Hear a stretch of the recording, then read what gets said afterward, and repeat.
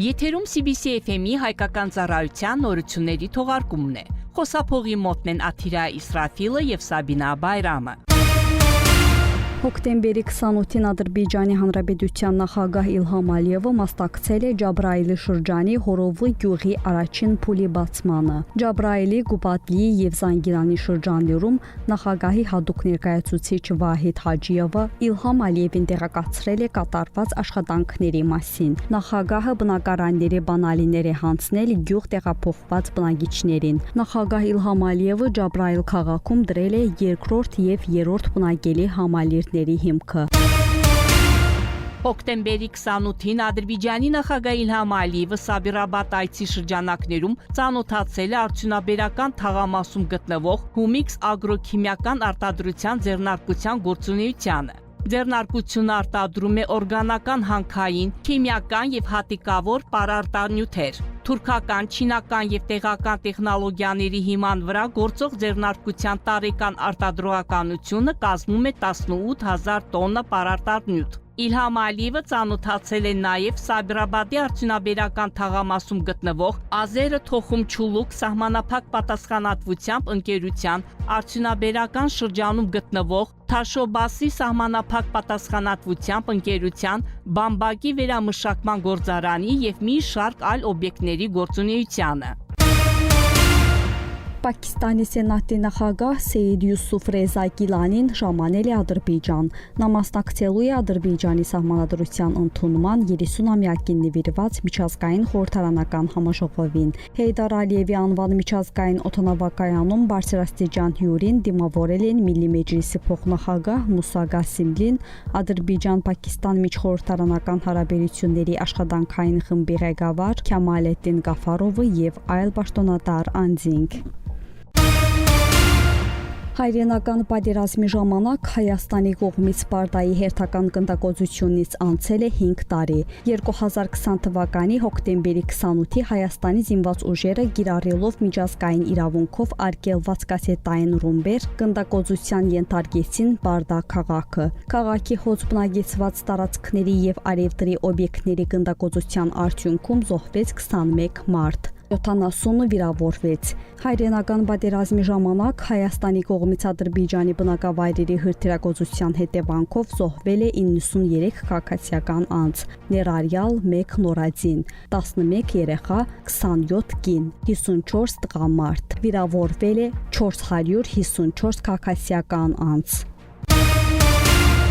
Ադրբեջանը միացել է ՄԱԿ-ի գիպերհանցագործության դեմ կոնվենցիային։ Հոկտեմբերի 25-ին 26-ին Վիետնամի Հանոյ քաղաքում տեղի ունեցել ՄԱԿ-ի կիբերհանցագործության դեմ կոնվենցիայի ստորագրման հանդիսավոր արարողությունը։ Միջոցառմանը մասնակցել են ՄԱԿ-ի գլխավոր քարտուղար Անտոնիո Գուտերեշը, Վիետնամի նախագահ Լոնգ Քուոնգը, տարբեր երկրների պատվիրակությունների ղեկավարներ, միջազգային կազմակերպությունների ներկայացուցիչներ եւ փորձագետներ։ Ադրբեջանի նախագահ Իլհամ Ալիևի համապատասխան կարգադրության հիման վրա Ադրբեջանի Հանրապետության անունից կոնվենցիան ստորագրել է պետական անվտանգության ծառայության ղեկավար գեներալ-գնդապետ Ալի Նաղիևը։ Այն փաստը, որ Ադրբեջանը տվյալ կոնվենցիան ստորագրած առաջին երկրներից է, ցույց է տալիս մեր երկրի ներդրումը կիբերհանցագործության դեմ պայքարի եւ համաշխարհային կիբերմիջավայրի անվտանգության ապահովման միջազգային համագործակցության գործում։ Բաքվում շարունակվել է Հայաստանի մի խումբ քաղաքացիների գործով դատավարությունը, որոնք մեղադրվում են խաղաղության եւ մարդկության դեմ հանցագործությունների, ռազմական հանցագործությունների, ներառյալ ագրեսիվ պատերազմ վարելու, ցեղասպանության,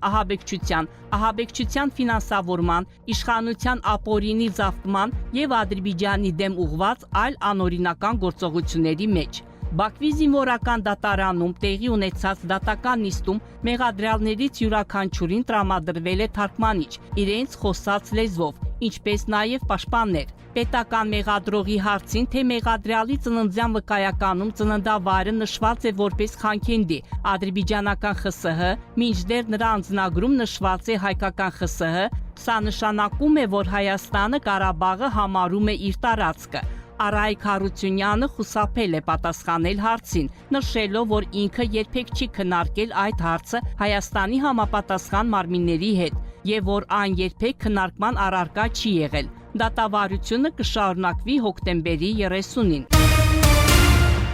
Նախագահ Իլհամ Ալիևի հանձնարարականի համաձայն շարունակվում է մեծ վերադարձը դեպի Ադրբեջանի ազատագրված տարածքներ։ Նախկին ներքին տեղահանված անձանց հերթական խումբը, որոնք ժամանակավորապես բնակվում էին երկրի տարբեր շրջաններում, հիմնականում հանրակացարաններում, առողջարաններում եւ վարչական շենքերում, վերադառնում է Խոջավենդե շրջանի Կրմզի բազար եւ Սոս գյուղեր։ Երկափուլում Կրմզի բազար գյուղ է վերադառնում 20 ընտանիք, 71 մարդ, իսկ Սոս գյուղ 10 ընտանիք, 42 մարդ։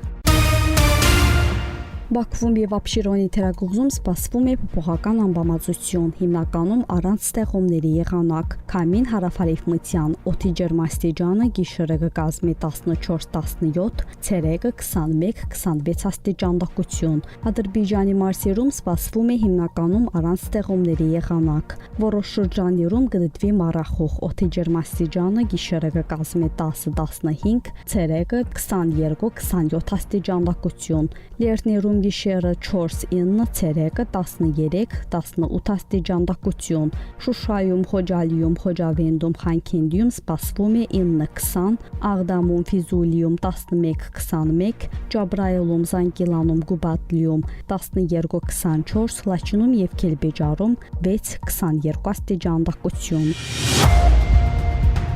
Իսկ այժմ եղանակի մասին։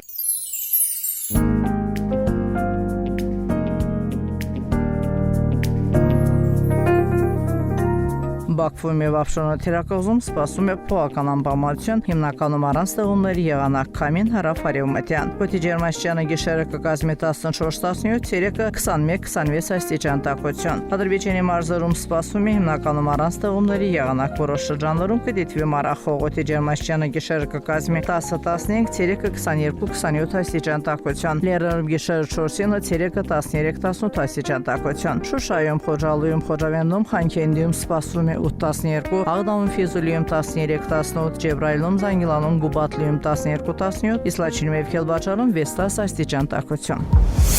102.7 FM